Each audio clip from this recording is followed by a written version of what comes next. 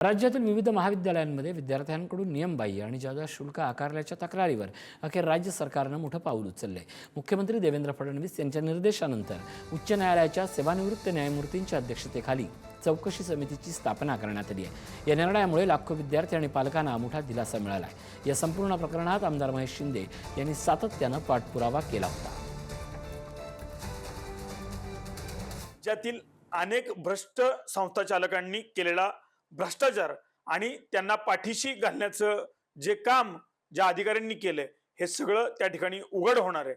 यापूर्वी देखील आर्थिक गुन्हे अन्वेषण विभाग असेल किंवा आदिवासी विकास विभाग असेल यांनी याच विषयांमध्ये काही भ्रष्ट संस्था चालकांवर त्या ठिकाणी फौजदारी गुन्हे देखील नोंद केलेले आहेत। या सगळ्याचा निश्चितच येणाऱ्या आगामी काळात शिक्षण क्षेत्रासाठी अतिशय सकारात्मक परिणाम दिसेल आणि निश्चितच येणाऱ्या काळात प्रचंड मोठ्या प्रमाणात विद्यार्थ्यांची फी त्या ठिकाणी कमी झाल्याशिवाय राहणार नाही असा विश्वास विद्यार्थी, पालक आणि सर्व शिक्षक संघटनांना वाटतोय।